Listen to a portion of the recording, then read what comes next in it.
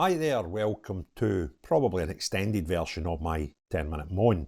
And the topic of this 10-minute moan is the extension of the story about Mridul Wadhwa, the recently departed CEO of the Edinburgh Rape Crisis Centre, who was indeed a man that wore women's clothes.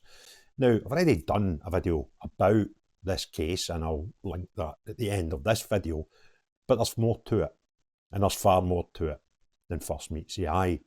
I'm going to tell you a story, or a range of stories about Mridul Wadhwa, which show possible corruption, where links to a person who is reported to be her husband, or his husband, gaining quite lucrative government contracts.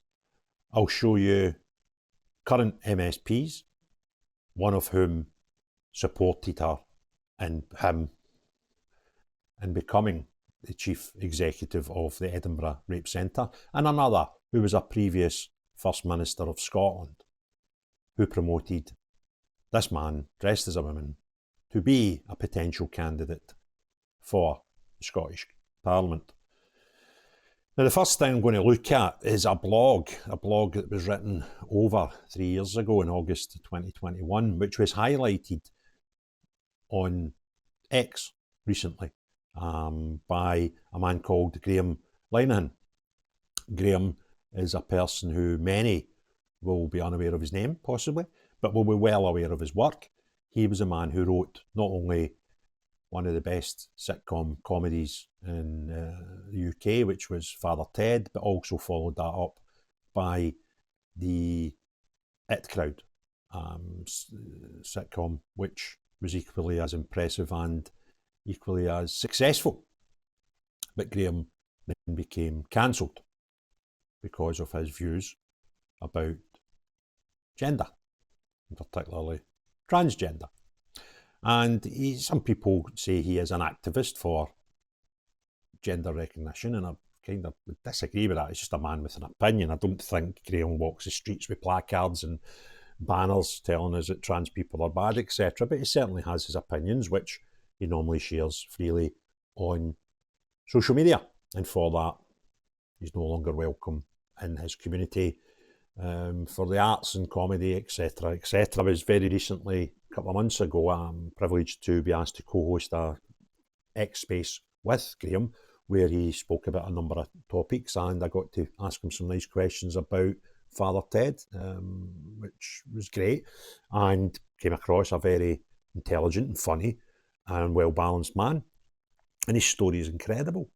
So anyway, I was on X last night, and I noticed Graham had shared a post which spoke diverted you to a website, his Substack, nonetheless, which carries a blog from August 2021, which shows some amazing things. So I'll cover that, then I'll come on to another couple of newspaper mainstream media stories, which show some really concerning connections about Mridul Wadhwa and the Scottish Government. So this blog, Mridul Wadhwa Sacro and the 1.4 million contract, is a headline on this blog. And it says, Mridul Wadhwa is the trans-identified male CEO of Edinburgh Rape Crisis Centre. Obviously that's past tense now, but that was true at the time of writing. As has been much reported, he made some deeply alarming comments when appearing on the Guilty Feminist podcast earlier this month. We have reported on Mridul Wadhwa in the past, making the following points. He has no GRC, which is a gender recognition certificate, so he's still legally a male. He lied about his sex to secure his first job at the Fort Valley Rape Crisis Centre. He objected to an amendment allowing rape victims to choose the sex of their medical clinician examining them. That's frightening. Pursuing political ambitions, he took a place in the SNP all-women shortlist. I'll come on to that mere thing later on. He demonstrated a shocking lack of knowledge regarding legislation that affects women's services, a sector in which he's worked for over a decade. He is disappointed by the single-sex provisions allowed in the Equality Act 2010 and finds them discriminatory against trans women. These will be the things that say certain circumstances are just for women, to safeguard them, to make them feel happy. But no, he's not happy with that because it's not so good for trans women. He sided with serial litigation and period-accessed paedophile Jonathan Yaniv against a group of migrant women. He seems to think it's suitable to discuss whether rape victims experience orgasms. If Wadhwa contempt for women wasn't already apparent, his appearance in the Guilty Feminist podcast made it perfectly clear. For Women Scotland have compiled a transcript of the entire broadcast, denying that women who've suffered male violence need female-only spaces. He made this shocking statement. Excuse me. Sexual violence happens to bigoted people as well. If you bring unacceptable beliefs that are discriminatory in nature, we will begin to work with you on your journey of recovery from trauma. But please also expect to be challenged on your prejudices. You have to reframe your trauma. To me, therapy is political. Oh my God. His horrifying statements were roundly condemned by women's service providers, mental health care professionals and rape survivors, prompting the hashtag #AskRapeCrisisScotland. But their words fell on deaf ears. Rape Crisis Scotland didn't want to know. They issued a statement trying to throw scorn on those protesting Wadhwa's damaging comments rather than addressing the issues. On Thursday, Wadhwa issued a brief statement claiming his words had been taken out of context. Yet all we did was double down. If what we see and hear from someone is clearly prejudiced, and we are not responding to their urgent support need, it is also part of our role to provide a space to explore and challenge this. So what we're talking about here is if somebody's raped and they're not too comfortable getting dealt with by someone who's a man who says they're a woman, then they're bigoted and they'll be challenged because they're prejudiced. How selfish is that outlook and that position? What is wrong with putting the person, the victim of rape, first and foremost at that precise moment in time? That it's not acceptable to people like this man who dresses as a woman. And now it looks as if he's keen to spread his particular brand of men's right activism over the border. Sheffield-based Say It, a charity focusing on LGBT plus young people and sexual health HIV, is hosting a free online event at which Wadhwa will be discussing intersectional inclusion in rape crisis services. And there's more.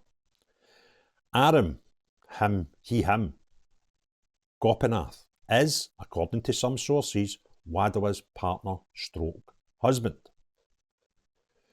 The pair are certainly very close and also joint directors of transport company called Vahonomy Limited. According to information from Companies House, Wadhwa and Gopinath share the same correspondence address.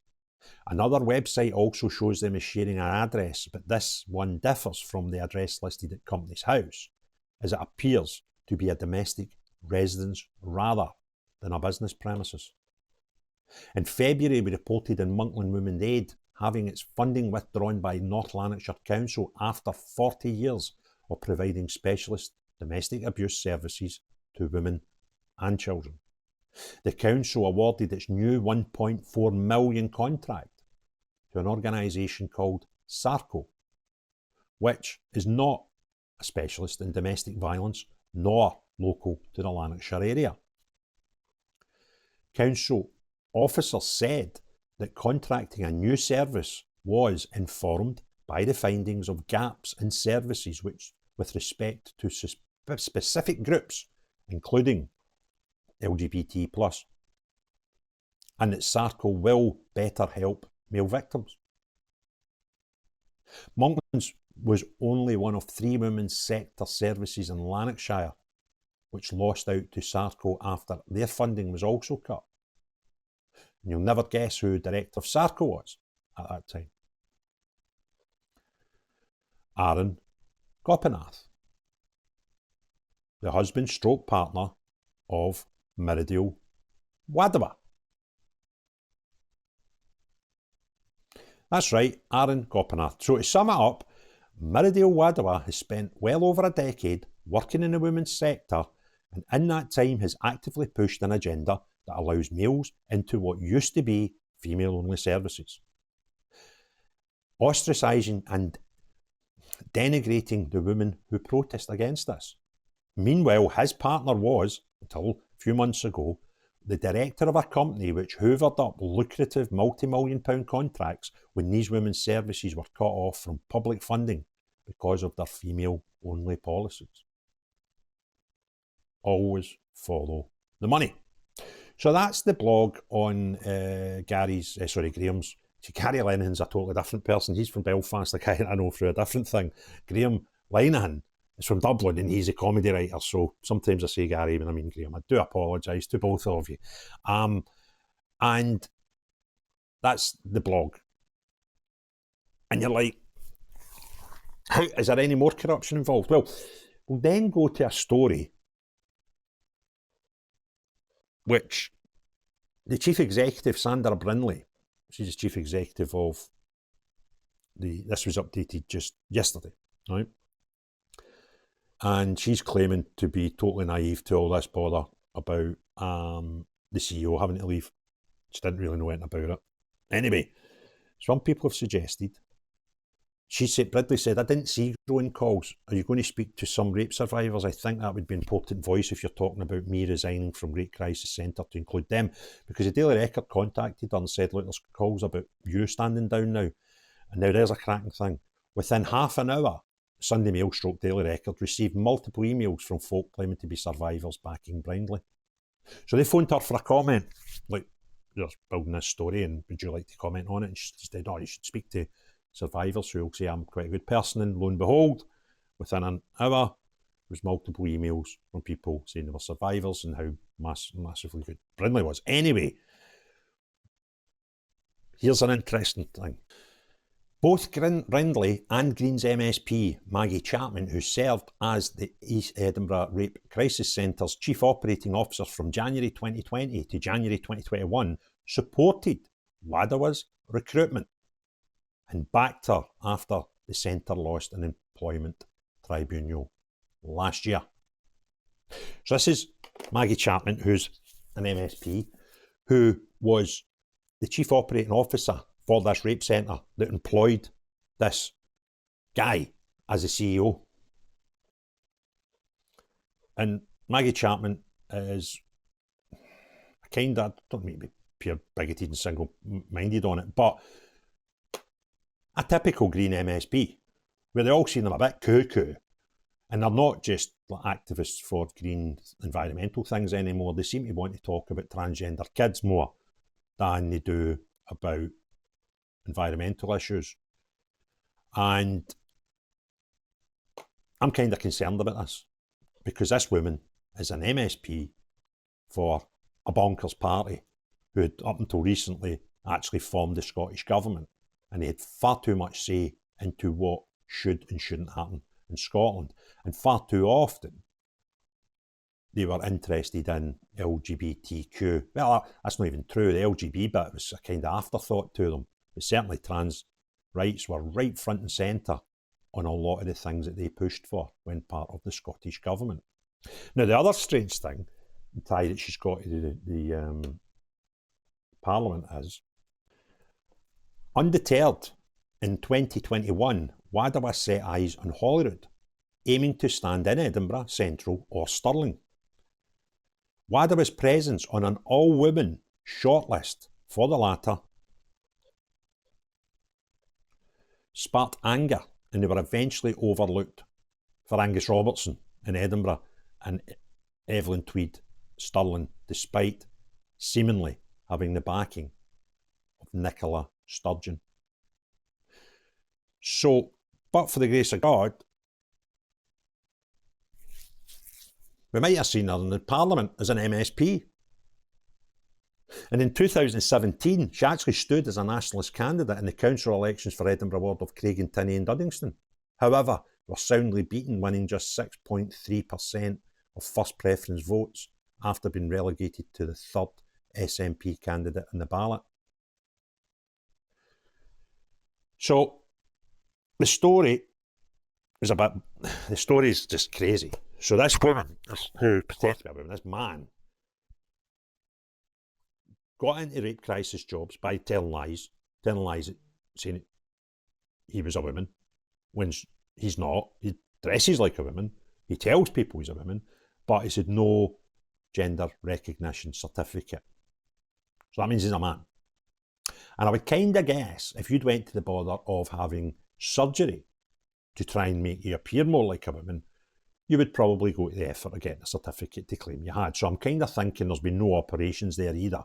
So if he was naked, would look like me. Maybe a bit thinner, maybe a bit nicer skin colour, but look like me with the genitalia that I have. Okay? So not only that, was supported to get into the role by a current MSP for the Greens, Maggie Chapman. And prior to that, was supported by Nicola Sturgeon as a potential MSP candidate. And then, surprisingly, her husband gets £1.4 million of funding for South Lanarkshire to look after raped women, and replaced bodies who were very good at looking after women in rape crisis situations. And the reason that his husband got the contracts was because they were prepared to deal with trans people as well. This has worked. And I actually don't think this is the whole story.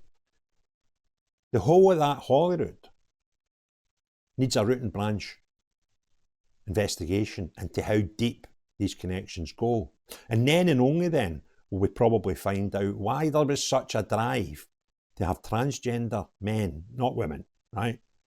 Transvestite men, that's probably the best way to describe it, in positions of power, and why there was such a push for the last decade to have our children taught gender in schools and make very, very cuddly. I've interviewed parents who have had kids through become transgender through the teachings at their schools, although the schools will deny it. We've had, as recently as last week, MSPs claim in Parliament that we do not teach kids about transgender issues for themselves in schools, when the documents are there blatantly showing that we do. This is nothing but a massive cover-up. And I still don't know what the truth is behind it and what's driving this. But I know one thing, they're telling us lies. If you enjoyed this video, please give it a thumbs up. If you've not already done so, please hit the subscribe and notification button. But most importantly of all, unless you're one of these people that seem determined to drive trans ideology into children, not you, but everyone else, have a great day. Cheerio, bye now.